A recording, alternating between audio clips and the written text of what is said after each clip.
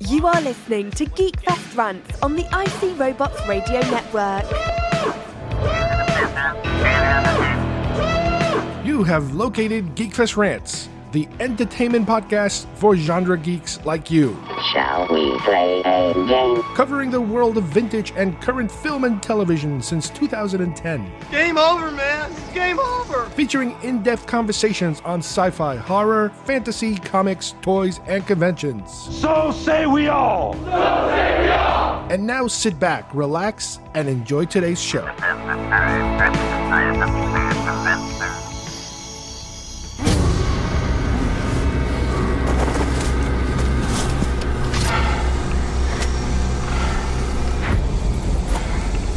I just want to talk.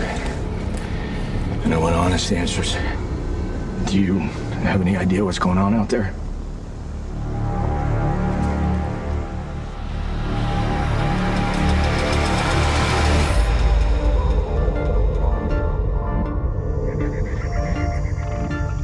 I'm going to try and help your new family. I want to thank you again for letting us stay here. Just going to run through a few things. When we go out during the day, we like to stick to groups just for safety. The red door. It's the only way in and out of the house. It stays closed and locked all the time. I have the keys. It's the only set. Most important thing. What's he see? It's okay. Just go inside. We never go out at night.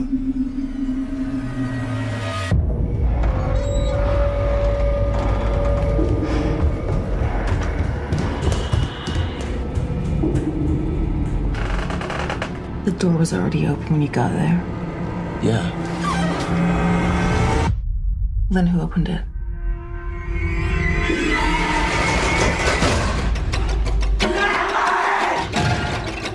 I think they're sick.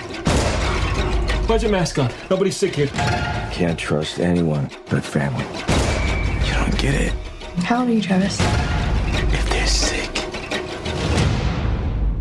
then I am too.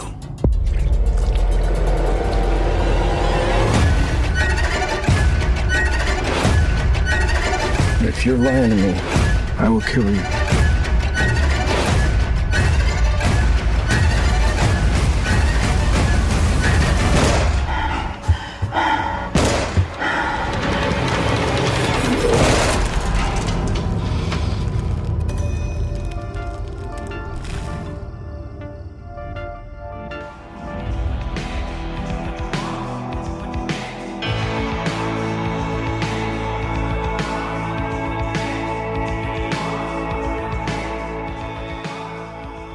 Hi, everybody, and welcome once again to GeekFest Rants. My name is Carlos Perone, and today we are going to be covering a couple of topics, including the movie It Comes at Night.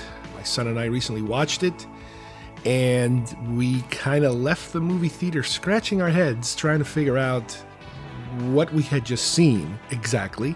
I sit down in a few minutes, and you'll hear me trying to put together this movie that is getting pretty good reviews for the most part, but it left me with more questions than answers, and I try to kind of examine exactly how I feel about it. One of the things that I have to warn you again is that, as usual, I'm going to have a lot of spoilers in this, so if you haven't seen the movie, you might want to skip this review until you watched it. But plus, I also go into the subject of certain movies that are really good that you really do not want to watch a second time, trying to figure out if this is the type of movie that would fit this category. Then after that, I'm going to talk about the opening of Disney's World of Pandora. This is a whole new part of the Animal Kingdom theme park that includes what I would call the Avatar Land.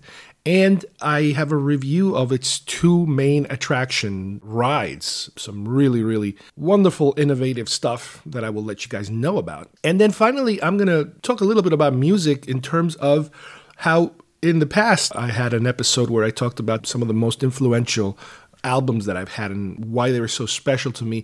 Well, I have another similar nostalgic type of situation where I got to go to a Hall and Oates concert, and it was a very unusual thing because of the fact that it was something that I've been looking to do for a very long time. And I will give you the history of why this particular band is so special to me when it comes to my growing up. So let's get started with It Comes at Night.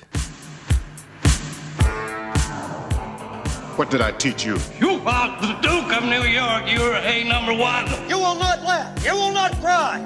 You will learn by the numbers. I will teach you. Can you dig it? Open the pod bay doors, Hal. I'm sorry, Dave. I'm afraid I can't do that. That spawn of Satan. Oh, really? The Force will be with you, always. On today's movie segment, I'm going to talk about It Comes at Night, a movie that I recently saw with Kyle that is marketed as a horror film, and you could kind of say it is a horror film, but it's more of a suspense thriller bordering on drama, I think. I believe the marketing is a little deceptive into what they're giving you. But let's talk about this story a little bit. And as usual, we will have spoilers, so if you haven't seen the movie yet, do not listen to this. But movie starts off with what appears to be a couple of people in a house, all dressed up in hazmat suits type of clothing. They're wearing air breathing masks and they're wearing gloves, and they appears to be in the process of removing a very ill older man from the house. He seems to have all these boils and he's breathing not right and he's not completely conscious or aware of what's happening around him. And the story progresses where they take him out into the woods and apparently basically put a pillow over his head and shoot him as if they're kind of putting him out of his misery. They throw him in a ditch, they burn him up. Okay. We then find out that we are dealing with a family. There's the father, played by Joel Edgerton, who is a pretty known actor. I've seen him in too many things to even mention, from Warrior to Attack of the Clones. He has been a monster in terms of how many movies he's been working on over the last number of years. The rest of the actors are not very well known to me. There's the wife and the son. They're both African American. The son is probably a teenager, maybe 18, 16, 17, 18, something like that. And, we don't know exactly what we're dealing with here. It appears that there's some kind of plague going on and that these people have come to the woods and live in a house in the woods, kind of away from everything to kind of try to survive this new world that they're living in. You don't get the impression that you're dealing with zombies or monsters or anything like that. But in the process of us learning what their lives are like, in terms of always being careful not to touch anything that resembles being infected, because of the fear of this infection, of this illness that will, make you sick and take you right away. One night, somebody breaks into their house, and they catch the person, and the person tells them basically that, he's not alone, his family are with him, and that they are not too far away, and he's just trying to get water because they're running out of water. They could trade if they want, but this family is not very trusting of them. And one thing leads to another, and he goes out with him to see, to check out his story. On his way to where they're supposed to be going, they're kind of ambushed by what might be another person that might or might not have anything to do with this group. They're able to overcome this person and kill him. And in a way, this new guy kind of shows Joel Edgerton's character that, you can trust me. I'm here to help you. I'll keep up my end of the bargain or whatever in terms of that. And they do finally catch up to the rest of the family. Now, when they bury, if you will, the person that they killed, there's another body in there, which I don't understand what that means exactly. I don't know if that means that that person was killed earlier, or maybe they had to kill a second person, but not in front of us. I don't know. This movie is full of so many unknown factors that it's really hard to understand. So they meet the family, and this family comes to them to trade. They're going to trade food for water. And in the process, they tell them the story. they're also, I guess, they escaped whatever plague it is that was happening. They came to the woods and they lost a family member in the process, is the guy's brother. And they're just looking for a place to kind of live and figure out what's going on. And they offer, or they ask to see if, can they just kind of live together. And after a lot of back and forth thinking about it, they agree that they're going to live together. Everybody's going to do their own chores. Everybody has to be careful.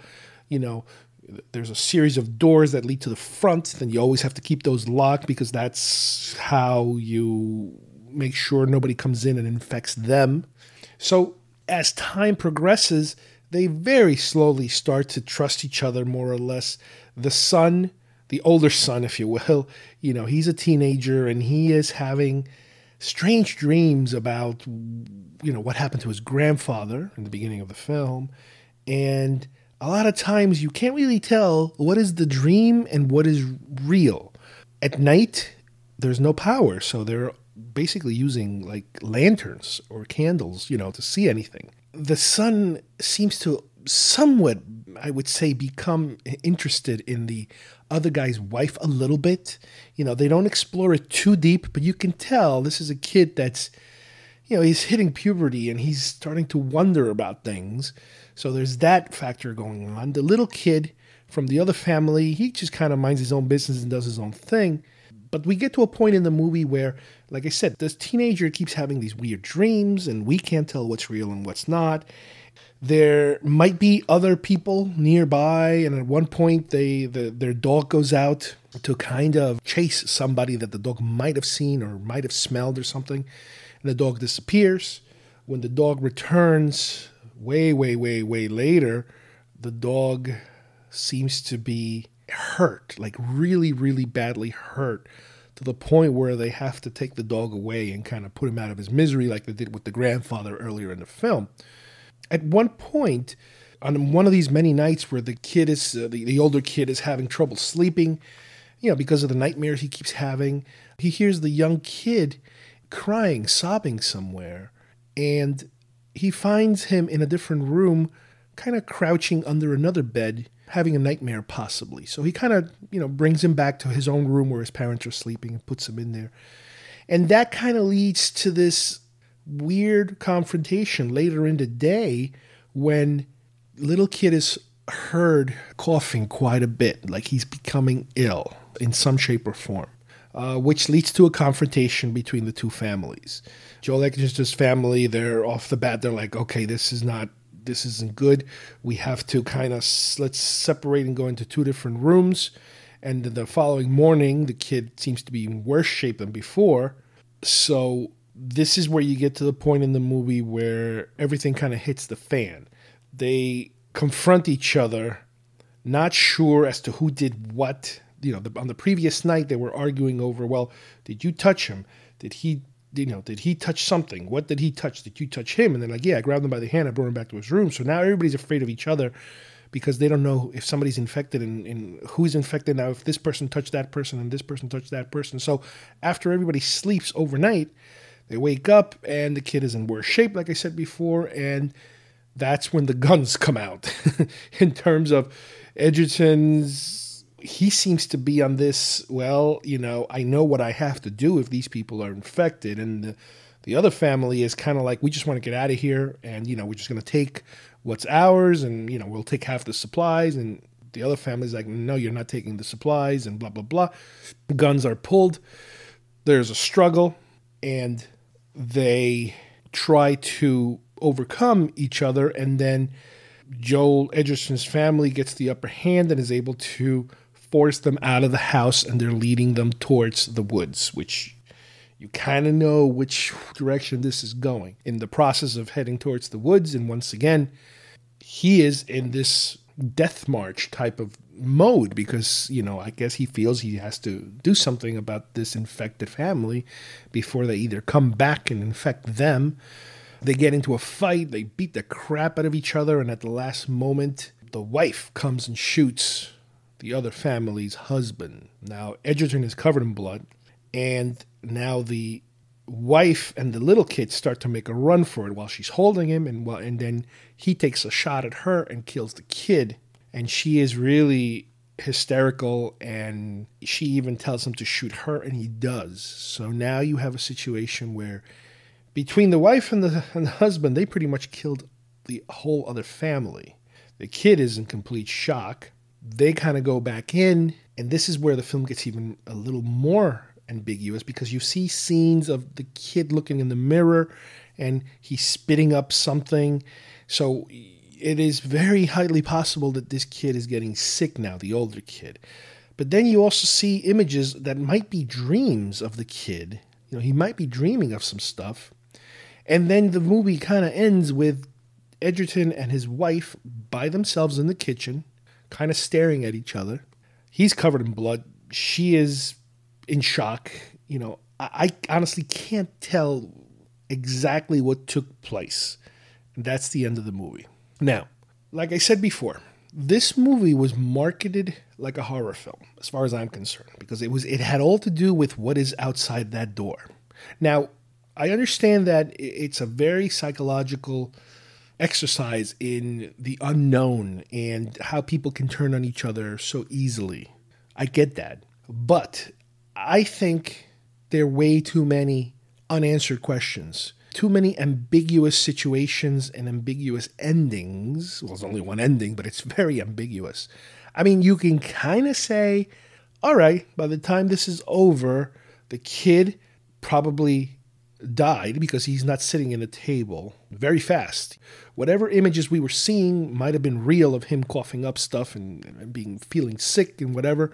So it is possible that happened, even though you then have images of him walking towards the door and he doesn't seem to have anything wrong with him. The fact that they were all exposed to this other family, and if the kid is sick, well, does that mean then that everybody else is sick? Because everybody touched each other and fought and struggled. So it is highly possible that even though those two guys, the husband and wife, are the only ones left at the end, that they are also infected. That is very highly possible. So again, from the images we saw, if we are to believe them as reality and not nightmares, it is very possible that their son died from the illness very fast. Now, is this movie a good movie or a bad movie? Well, I'm pretty torn about it. Like I said before, I understand suspense and I understand ambiguity when it comes to not telling you everything, leaving some for the imagination. I kept waiting for some kind of explanation or some other kind. I mean, don't get me wrong. I'm not demanding a happy ending in this movie. And I've seen many movies that don't really have too happy of an endings and are pretty good movies. I think this movie is very good at setting up the horrific situation that they're under. And I've seen many movies that do that set up a completely horrific scenario for the audience. I think it is possible that as a director or as a writer, you might have done too much of that and not enough of the other thing. Is it simple to say you just have to fill in the blanks yourself? I guess it is. And does that make it a very artsy movie? Is it challenging, a traditional film viewer's perception of how much information you need in order to appreciate and understand the film? I don't know. Maybe. Or is it the fact that the movie is an absolute complete downer if you kind of think you understand what has happened all the way to the end? That's a possibility too. And let me explain why that is. Are you a genre TV, film, sci-fi, horror, fantasy, toy, and convention nerd? Nerds! Nerd! Nerd! Do you enjoy listening to podcasts? It rubs the lotion on its skin or else it gets the hose again. Do you ever wish you could co-host a podcast? Mom! Take it easy. Lower it. I'm not going to lower it. I have to do this now. I don't mind you playing it, but lower it. This just might be your chance. Somebody help me! Help me! Help me! Help me! Shut up! GeekFest Rants is looking for new co-hosts. If you're interested, go to our homepage at geekfestrants.com and click on the hosting icon for more information. There are many films that I've seen that are very good films. And I tried to research a pretty big list, and many of them are foreign films, because foreign films are a little more brave in terms of what direction they go and how hard they can push an audience. with situations like this, ambiguity, just depressing, not very happy endings type of stories. But let me give you a couple of examples of films that are absolutely, good or excellent films, but they're not the type of films you want to watch again. Many of them have to do with kind of end-of-the-world type of scenarios. There were pretty good movies, and it's the type of movies that you as the audience are going along with the story. You're threading along with these people's struggles, and you get to a point where little by little, the struggles are too large, and they just kind of give in to the eventual demise of your characters. They're beaten. They're beaten characters. You are not getting out of this hole. The hole has consumed you. A lot of them have to do with apocalyptic themes. One movie I can think of, I remember, one was a TV movie called The Day After. A completely downer of a nuclear war type of film. And it shows you the aftermath of a city, completely devastated by nuclear war. There was another movie called Testament. Now, The Day After, I believe, was a TV movie. Testament was smaller in scope. It dealt more with a smaller family, let's say, in a smaller town, not a big city. But it was how little by little this family became basically consumed by radiation poisoning, and how this woman's children are dying one by one. And it is just a devastating film that it just beats you up because it's so sad and depressing. In that vein, you also have a movie called On the Beach, which is about I believe it was a nuclear submarine trying to find safe harbor after a nuclear war. And they basically get to the point where they can't. They've gone to too many different locations, and every location, sooner or later, the radiation is there, or the radiation are very high. And you get to the point in the movie where I believe your last, your leads, they basically commit suicide because they don't want to continue in this manner. More recently, you had a movie called The Road, which is a very popular book. The movie had Viggo Mortensen as the lead. Again, a very good adaptation of the book in terms of the disaster locations and the cinematic struggles, and this father and son team going through hell and high water trying to get, I think they were trying to get to the ocean. They're like somewhere in the middle of the States, and they try to move all the way to the ocean because they somehow feel that if you reach the ocean, then, you made it. And again, another movie where your lead character bites the dust at the end. He's able to kind of deliver his son to the edge of the coast, and another family kind of picks him up and takes care of him.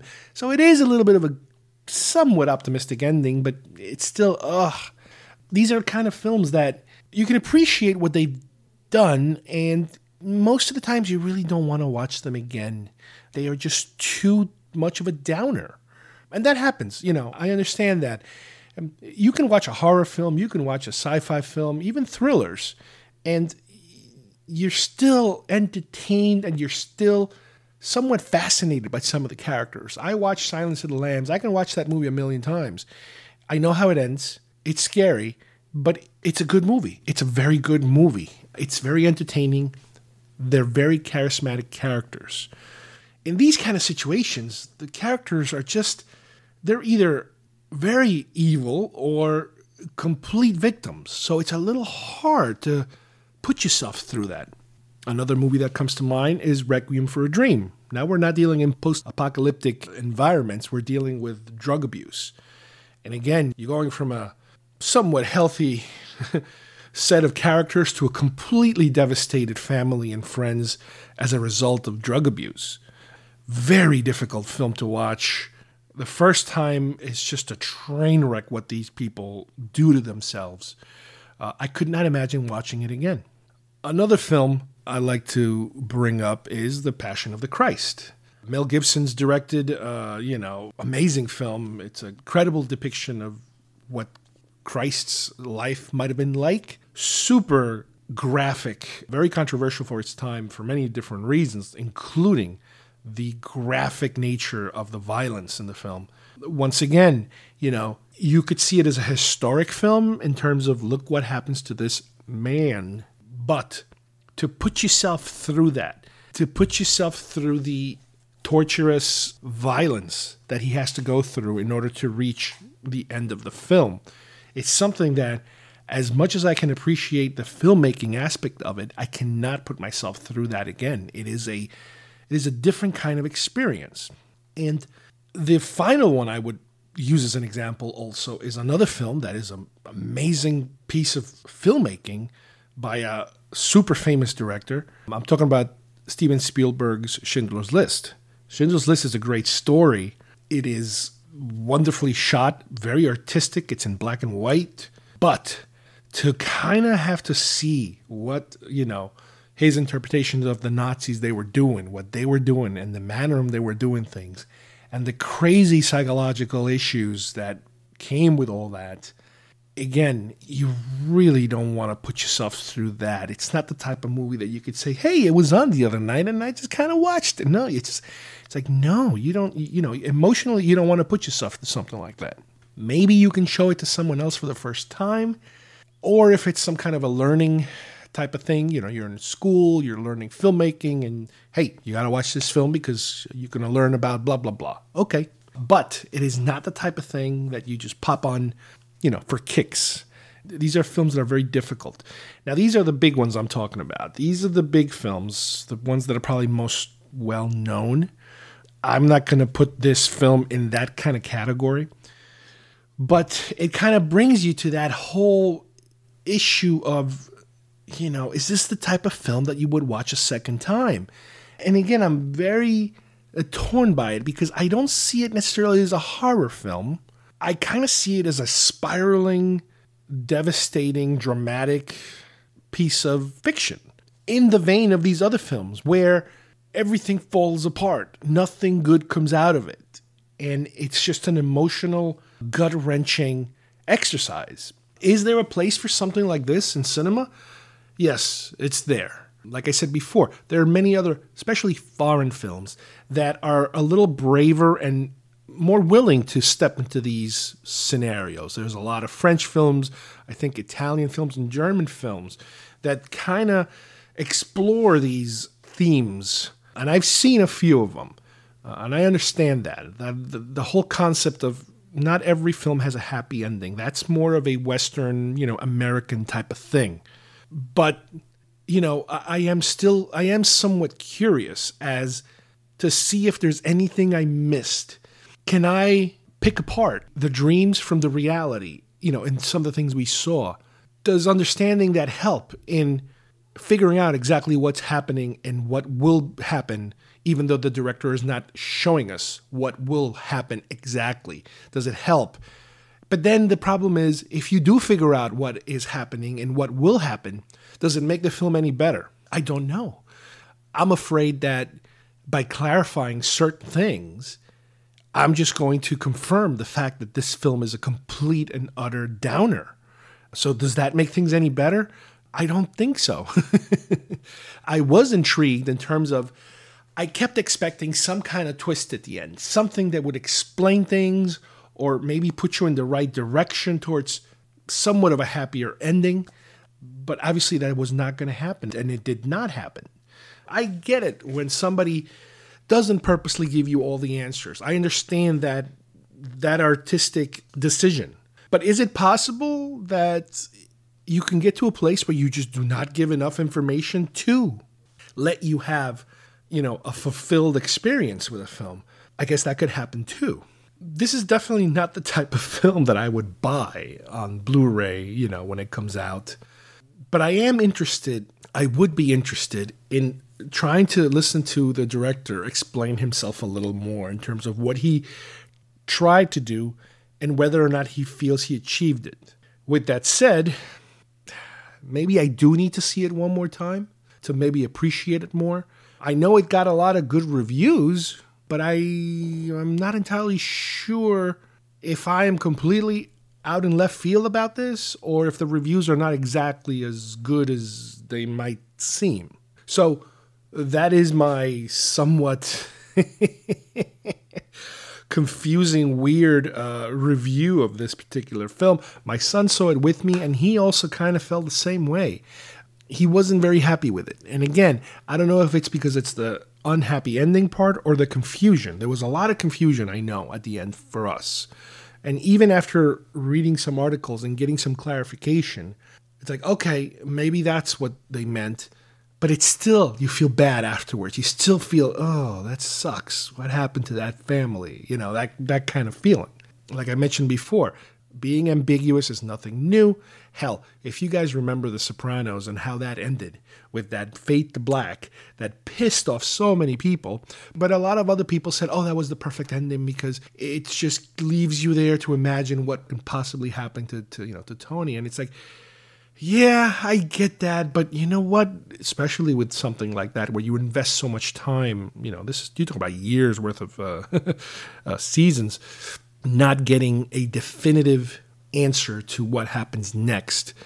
This is one of those type of movies where you end up there going, oh crap, are they screwed? I think they're screwed. That kind of thing. It's a very difficult kind of decision, when you write that kind of movie and when you make that kind of movie.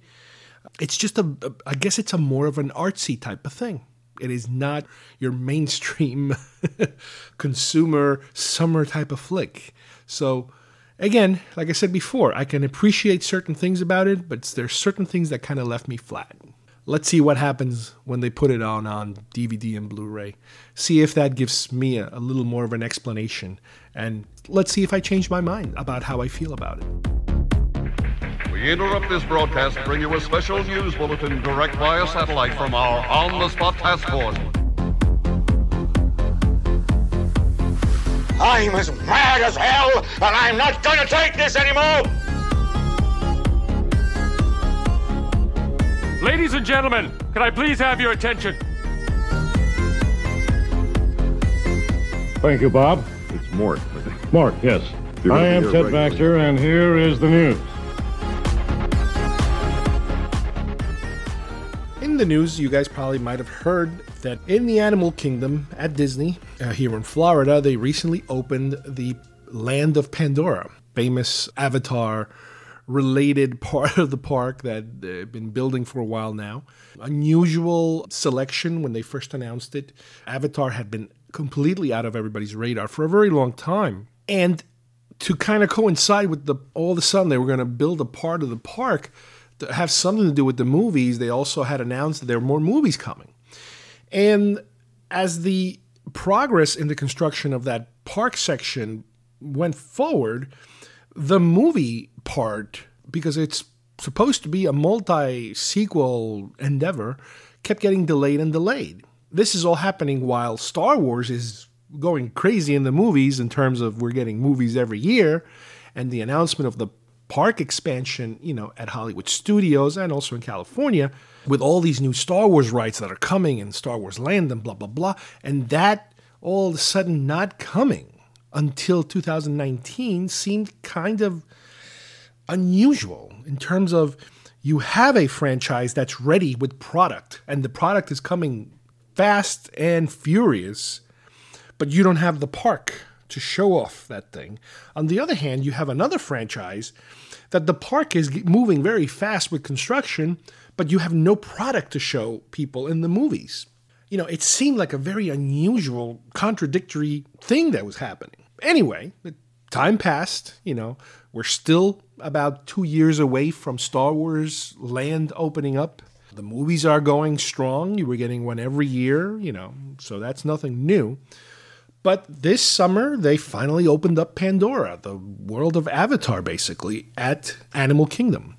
It's pretty reasonable to understand why they picked the Animal Kingdom. The entire environment and rides having to do with Pandora is all about the animals and the nature of the film. All that world creation that was brought into the film, they managed to bring it into an area of the park with very, very spectacular results.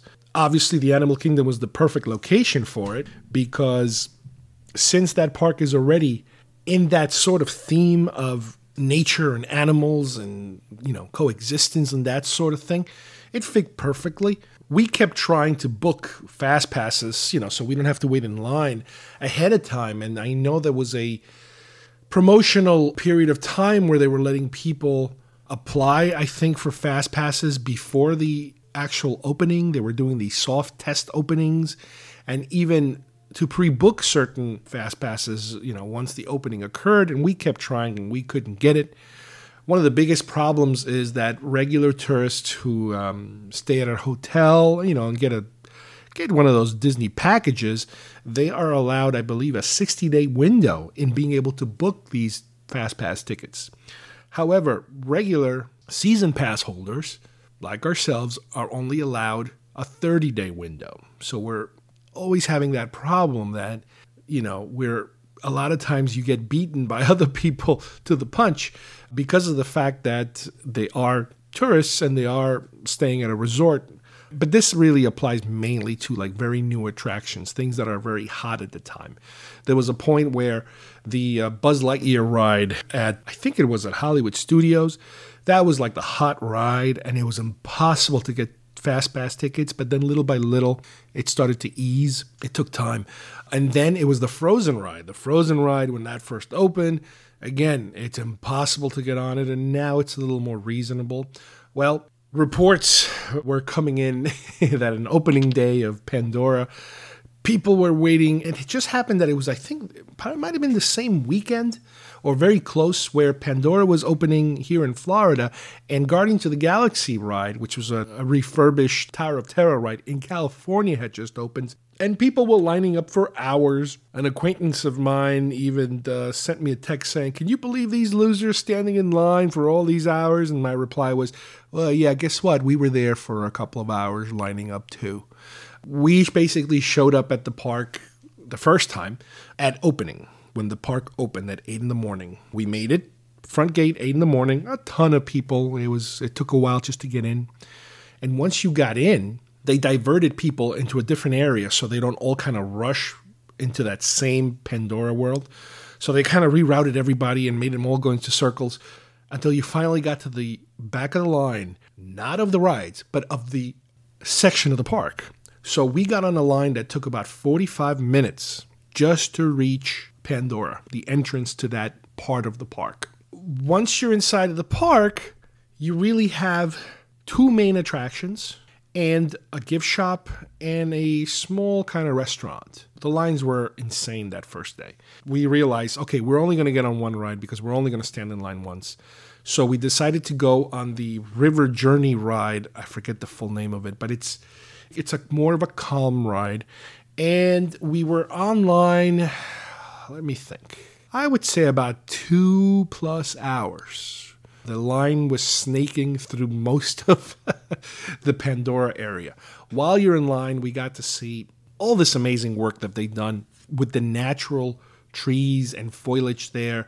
They added, additional things to those trees and, alien-looking plants attached to those trees and all these different growths in the water and these flowers that are very, I keep referring to them as Day of the Triffids. They're really weird looking. I mean, they're right out of the movie. It is just incredible what they've done. And we haven't been able to go there at night yet because from what I understand, they light that whole thing up. Even the ground you walk on has luminescent paint on certain areas. And when they turn on all those black lights at night, it apparently looks fantastic. But we were there in the morning. So we went through that, like I said, that 2+ hour line.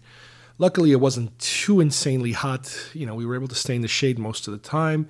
And we got to go on the river ride. Now, the river ride is, the easiest way to describe it is like, it's kind of like It's a Small World. Let's put it that way. But instead of being in all those crazy different countries that you can't get that song out of your head after a while, you're in the world of Pandora.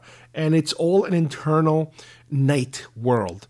The little boat goes through all these different sections. You have some animatronics. You have some talking Na'vi creatures, all types of foliage, all types of animals jumping. And they use so many different techniques nowadays. They're able to project images on areas that you're kind of like trying to figure out how exactly do they do that. It just blows your mind sometimes how they do these things.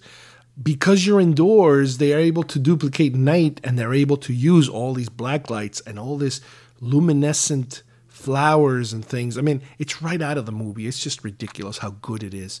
Some of the animatronics now use a new system where they have an internal projection system in their head where they can project your eye movements and your mouth movements and even your cheek movements. Not your nose, because the nose pretty much stays solid when you speak. But what's incredible is the fact that these animatronics are moving. The head is moving left and right. The mouth is opening and closing, but it's not a real mouth. It's an internally projected mouth. And that's the only way you can kind of figure out that that's how it works. Because if you were projecting eyes and mouth externally, from the wall to the animatronic, as the animatronic moves, the projections would get out of whack. They would miss the face. But they have a way of doing it now where it's all internal. So no matter where the head moves, the projections are always in the face where they should be. It is just incredible. I can't really explain it. You have to see it. And when you see it, you're just kind of like trying to figure out what's happening. You can tell your brain is like turning and making all these like calculations of saying, how the hell did they do this? They do it also, these internal projections, I think they're now doing them into other objects. There was a scene where there appeared to be this bug crawling on a piece of wood, and it's like a giant centipede, and the centipede seems to be moving up and down the wood. And again, the only way for that to function right is that it has to be projected internally, because for something to be animated that way, if you project it from the wall, it gets lost after a while. But no, this thing continued. So again, it just blows your mind. Like I said, the ride is a very calm ride. You just go through all these different passages and then you come out of it. There's certain areas where they're singing, and like I said, the animatronics and the full-blown size of the creatures are excellent, wonderful. We tried to go into the gift shop. The line was too long that day, or the little restaurant that couldn't do it. So, all right, we did it. The first day, we at least got in, and we saw one of the big attractions. This past weekend, we went for round 2, and round 2 consisted of trying to see the second attraction. This time around, we also got in. First thing with the park open, no problems getting in. The lines were not insane like they were the previous time. And we could walk into the Pandora area, again, without getting in line this time. There was no line waiting to get into Pandora. There was, however, a line to get into the second ride, the second major ride, which was the Flight of the something. I forget what the rest of the name is, but it's a flight simulator type of ride. And the way that it works, from the way that it was described, is that you get to fly one of those lizardy birds that the good guys get to fly, and you get to experience flight on top of one of those creatures. The line was labeled as 180 minutes, which means, if you do your math, about 3 hours. We got on it anyway. I was like, I can't believe this, we're getting in this, but we got on it. As you progress in the line, people started asking some of the people that work there, how long do you think the line is? And they were saying, it's probably about 2 hours. Okay. So by the time we got to the front of the ride, it ended up being about an hour, 10 minutes. We were not there that long.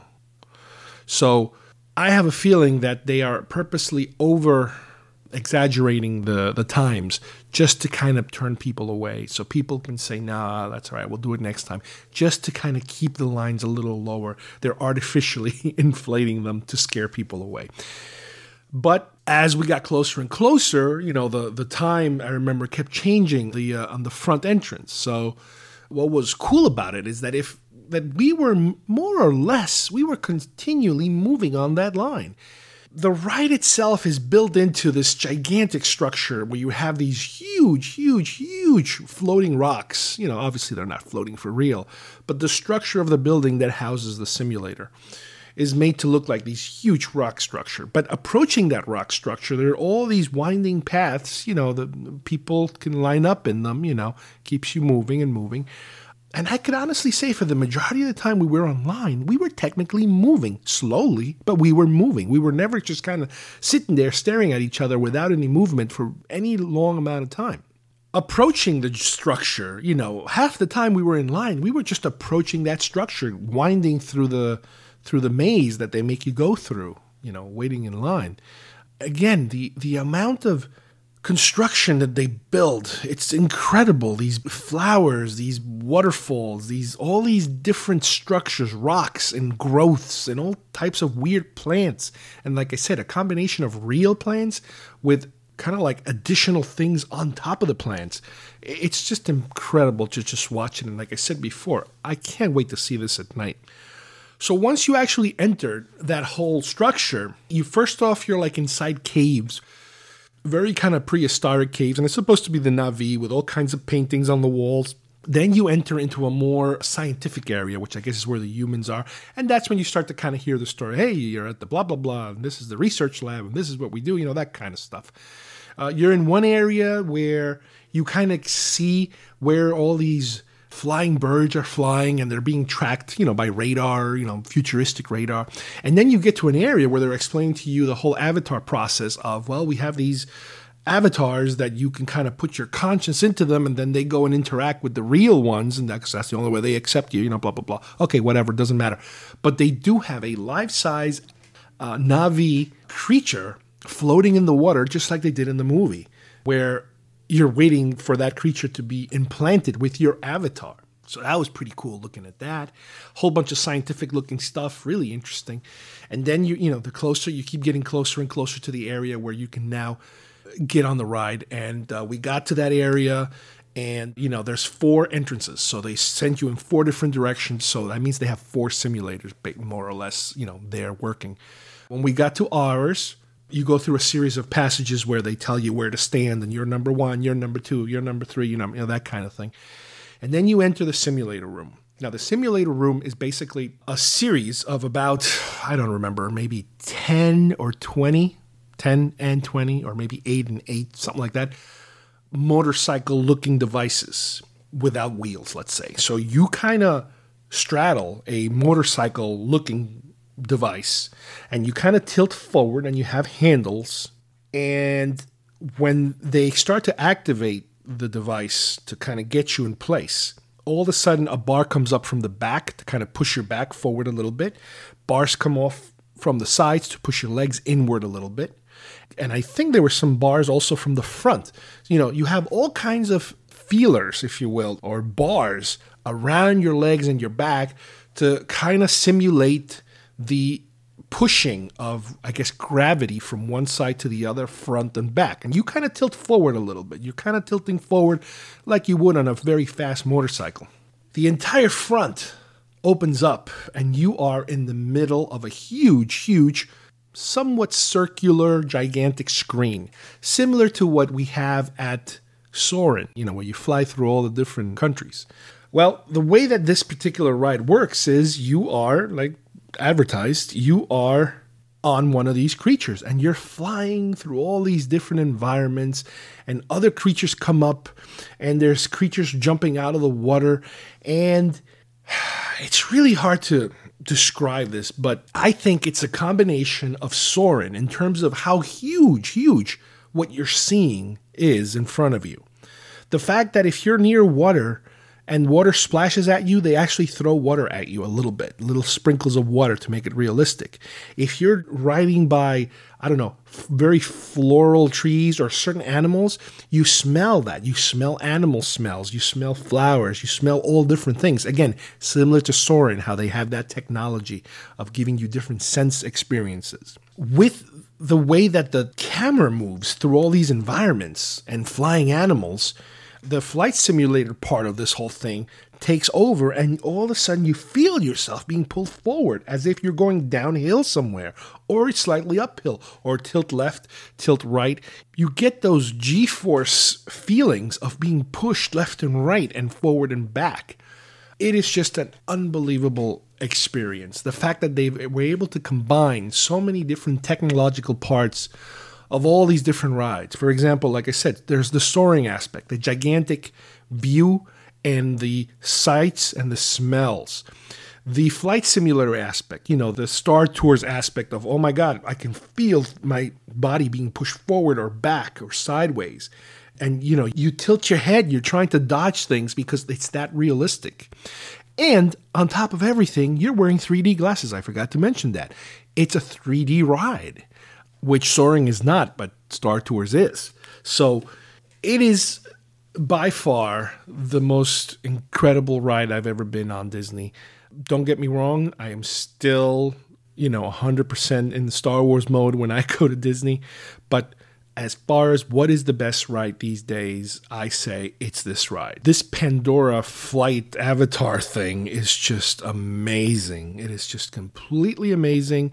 It is the hot ride. It is what everybody's going to want to see. It is what I want to go back and do again.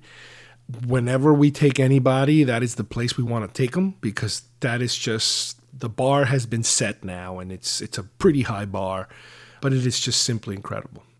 So this time around, because it wasn't that crowded, we were also able to go in the store.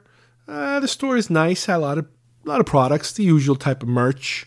Some of the hottest toys, they didn't have them because they were sold out. A lot of people are walking around with these dinosaur-y looking bird things in the shoulder, and you can control them from a little thing. Those were sold out right away. They were also selling these action figure dolls that they can scan your face and work your face into the Na'vi facial structures. It's a customized doll/action figure. Retails for about $75. Way too expensive for my for my pocketbook, but really cool looking. I took pictures. People were lined up, buying them left and right. I couldn't believe it. And we were able to also go into the little miniature restaurant they had there, the counter service restaurant. Very good food. We had just a little bit. We were just trying. It was also early in the morning, so they were only serving breakfast at the time. The other cool thing that they have is outside those stores, they have a life-size, again, I don't remember the name of it, but those mechanical things that the bad guys rode on the movie, those controllable robotic-looking exoskeleton suits. They have a life-size one. They're pretty cool, too. So overall, I cannot gush over this more than I have. It's very well worth the wait. I normally will not get in a line waiting for something like this, waiting for any ride for that long, but this was worth it, especially the second one. The second one is just amazing. You have to see it. If you have a chance and you're going to the park and you're going to be here, even if you have to get on that line, get it, because this will be the new standard for, you'll be saying, well, was it better than Avatar? Everything that you go on afterwards will be like, well, was it better or was it worse? Was it better or was it worse? This thing is just incredible. I can't wait to see who can top this, because this is now, the top of the line as far as theme park rides go, as far as I and my family are concerned.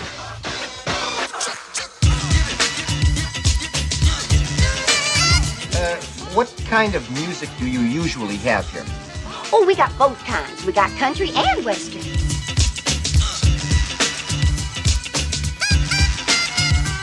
If you don't eat your meat, you can't have any pudding. How can you have any pudding if you don't eat your meat? Do you mind if we dance with your dates? Why, no, not at all. Go right ahead.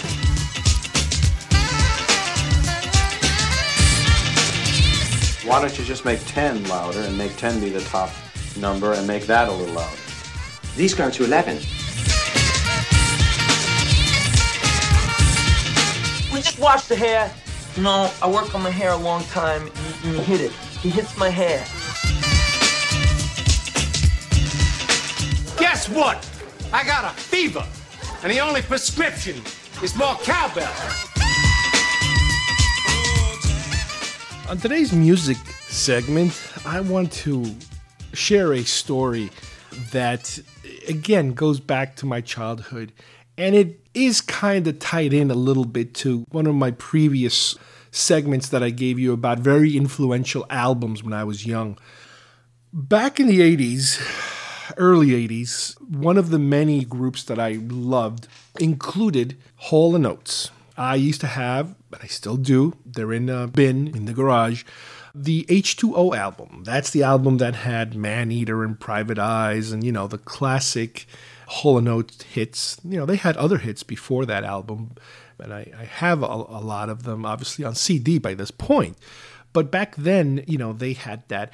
And in 1983, they came out with what I would consider to be their last big album, which was the Big Bam Boom album. This had music that, again, was very much like them, but it was kind of the end of an era for them as far as their style. After that, they kind of changed a little bit. Some of them went in different directions and they tried exploring other aspects. So the Big Bam Boom album was one of the last ones that I purchased, I remember. And this was 1983 when the album came out. I was 13 years old. I was of an age where I started to understand there were such things as concerts and that artists would go on tour and, perform their music, but I had not tried it yet at the time. So I remember back then I had asked my mom, and this is back when we lived in New York City. We were living in Queens. My parents both worked in Manhattan, so they were pretty close to the whole, Madison Square Garden area, the big tourist areas. And I asked my mom, can you get me tickets to the concert? Because they were coming, apparently, in 1985. They were going to have a March concert at Madison Square Garden with their Big Bam Boom tour. That was the name of the album. And my mom was equally clueless about how to get tickets. She at least worked in the area, so I figured she would know how to get this done. And I don't remember exactly how it happened, but for a period of time, she was trying to get tickets. She used to work at a barber shop. She was a manicurist.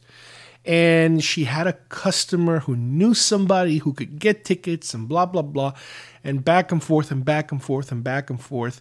And this wasn't like going to Madison Square Garden or going to a ticket place nearby where you can just get on the line and buy tickets. She was trying to get them through a connection. Now, I don't know if the connection was supposed to be a scalper or just a guy who knew a guy who knew a guy.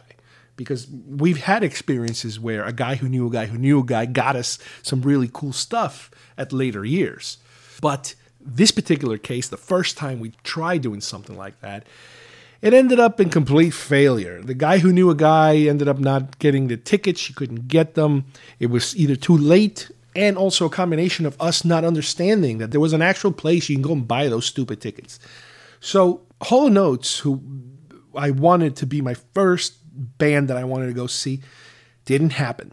Later, I forget, a year or two later, I was able to go see Huey Lewis for the first time then, because Huey Lewis had become my favorite band, and it's still my favorite band. But for the last, 30 plus years, something like that, 1985, I was 15 years old. I'm 47 now. 30 plus years. That was one of my biggest regrets, that I didn't get to see Hall and Oates. Nowadays, who cares? Hall and Oates practically don't exist anymore. You don't hear their music in the radio unless it's an oldies station or something like that. Well, lo and behold, we're in Florida now, and I hear that Hall and Oates is on tour. And, when these older groups are on tour, they're not really promoting new albums anymore because they're really not recording new albums. They're kind of going around doing the best of, greatest hits type of stuff. Well, Hall and Oates is on tour with Tears for Fears, another 80s band. And this is something that happens nowadays, and it's been happening for a while now, that, some of these bands, they combine, they do a double bill. I guess it's cheaper for them to be able to tour the country if they share the stage. So I heard about it. I didn't pay too much attention to it, and then it got to be about a week before the concert. They were coming to Orlando, and I talked to my wife about it, and I said, I've been trying to see this band now for 30 years, and I haven't been able to. And, Father's Day's coming up. Hey, let's go see the band. Let's go see them. We get 2 for the price of 1. And, she was also a fan, not as big as me, but, she also liked Tears for Fears. They had so many hits, and Hall and Oates. So we went to the Amway Center in Orlando a couple of nights ago, and we got to see Hall and Oates and Tears for Fears. The way that it worked was that Tears for Fears went first, because I wasn't even sure. I've never seen a dual band concert, and I was like, well, what do they do? Do they take turns singing songs, or does one go first and then the other one goes? How does that work exactly? But the way that it worked was Tears for Fears went first, then they took a break in the middle. I guess that's the intermission, and then Hall and Oates came. With Tears for Fears, the 2 lead singers, they sounded pretty good. Certain songs sounded a little different, but it's amazing how many songs they have and how many songs they played. And There were certain songs I did not recognize at all. So I couldn't tell you if these were albums that they did later or maybe even current. I couldn't tell you that. But they played all of their huge hits. Everything from Shout to Everybody Wants to Rule the World to Mad World. Mad World, oh my God, I love that song. And I love the covers that they've done later with movies like Donnie Darko and such. But they did play them all. The guys look, one guy looks exactly the same. The other guy looks basically older. But they're able to hit most of those notes as you remember them. And it's good because a lot of times the bands sound different when you hear them live. And these guys were pretty good. We had pretty much nosebleed seats. We were so far back that we were basically all the way up top against the wall. The wall was behind us. There was no people behind us. We were against the wall. And they did have some huge monitors there for people to see.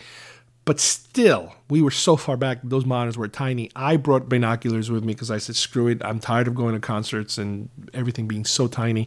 So I was able to kind of get a little closer with the binoculars. So that kind of helped. Then, like I said, intermission comes, Hall and Oates. Those guys sounded great. There were some songs, again, that it wasn't that they sounded different live, is that they, and this happens with a lot of artists I noticed, sometimes they play their songs almost at a different tempo. But on purpose. It's not like they're not getting it right. It's just that it's an artistic thing that they do where the song seems to have a different beat to it almost. And it's awkward. But the majority of the songs, they're all there. They started off with a Big Bam Boom song called Family Man, which was a great, great interpretation of it. And the way that it introduced the band in terms of how they started, kind of jamming into the beginning, leading into that song, that was awesome. That was probably one of the best songs they had out of all of them, during the concert. They played Out of Touch, obviously, because, that's the Big Bam Boom hit. They did all their classics. They went through the whole thing. They did have a few songs I didn't recognize because when these guys started to do their, their solo careers, they each kind of get a little bit something that they can throw into the tours. And at a certain point, Daryl Hall got off the guitar and went to the piano, so he did a little bit of their slower songs, their slower beat songs. And then they kind of came back with the fast stuff. And what was really cool was that, with Tears for Fears, once they did their encore, they came back and did one final big song, which I think was Shout, if I remember right. With Hall and Oates, once people were calling for the encore, they came back and they did something like 3 or 4 songs, at the end, and again, they're all hits. Every single one was hits. But it's interesting because those guys, they do look older, but they're still kind of the same. I mean, obviously they're not young kids anymore, but Daryl Hall, he's a tall guy. He's got the long hair. He's got a beard and a mustache, and he's wearing his darker glasses. So I guess he's trying to keep some kind of an image going on for his age. But he sounds great. And John Oates, he looks older, but still, they're still playing. The rest of the band sounded great. And what the weirdest thing, and I don't know if it was an optical illusion or what, but every time I look through my binoculars, you got to remember, Hall is a pretty tall guy and Oates is a pretty short guy. But every time I looked through the binoculars, it looked to me like Oates was getting smaller and smaller. And I don't know. Maybe I was tired. My eyes, binoculars, maybe it was the smoke around the place. I don't know what it was, but I'm like, I gave Kim, my wife, the binocular. I'm like, he looks like he's getting shorter. Am I seeing things? But that was a weird thing that happened during the show. Well, like I said, they sounded great, and I got to fulfill I guess you can call it a bucket list type of thing. The concert that I never got to watch when I was young. I got to watch it very recently. It's funny because now I kind of put them back in the rotation. And another thing that was amazing that I had never seen before, but I have kind of heard it before, was that during the intermission, when they're prepping, Hall and Oates, they were playing on the video screens a couple of musical, I don't want to call them music videos, but kind of like behind the scenes or documentary type of things about some of the other work that they've done. And there was apparently this musical performance that Daryl Hall did.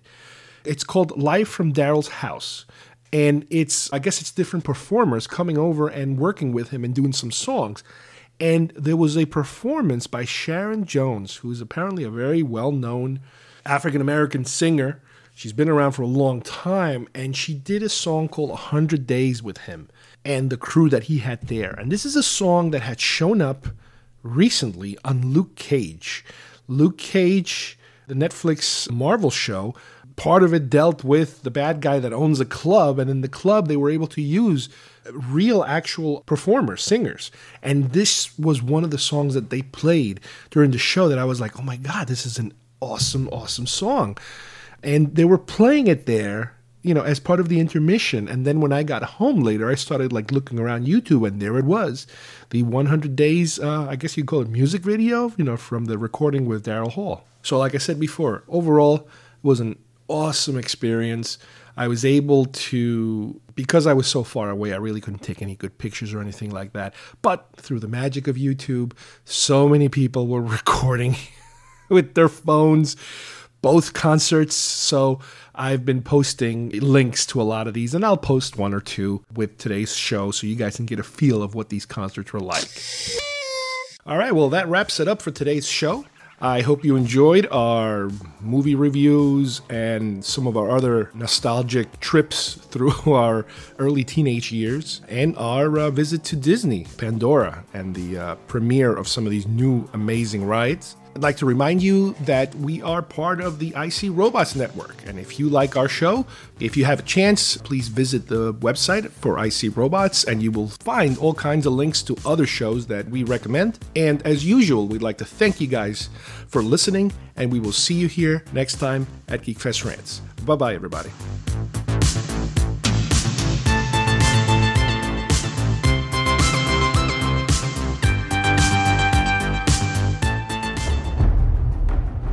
I was very skeptical that it was even physically possible to build the world of Pandora. This was a crazy thing to try to do.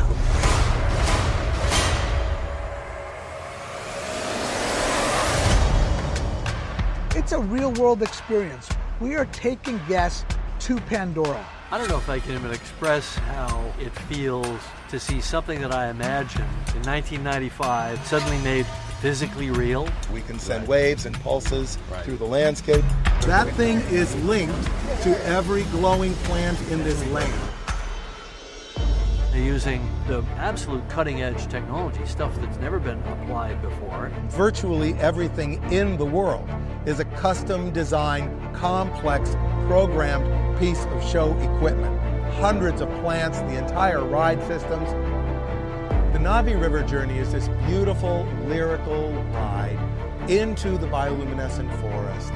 There's something pretty amazing at the end of that river ride that you've never seen anything like in your life. Now, riding the Akron is a thrill. You're going to plunge, you're going to dive, you're going to see the world flying through it. Connect with a Banshee. Fly over the landscape of Pandora. I know all the mechanics behind it, all the engineering, and I sit on it and ride it, and I can't believe it. This is going to be so much fun for people to interact directly. But there's just so much. It's a world. To stand there and walk underneath the floating mountains and look up and feel that mass over your head. People are truly immersed in this world. Nowhere else does that exist in any other theme park. This is a huge ensemble job. Digital design artists, structural engineers, robotics technicians. That's a stunning amount of innovation to make one believable world, Pandora.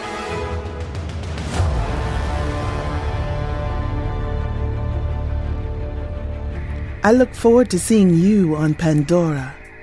Well, not te camea. If you would like to subscribe to our show, send us messages, or see video links to some of the topics we talked about today, please visit our homepage at geekfestrants.com or our YouTube channel, Facebook page, or iTunes at GeekFest Rants. I don't know what we're yelling about! GeekFest Rants is produced by Carlos Perone, copyright 2017.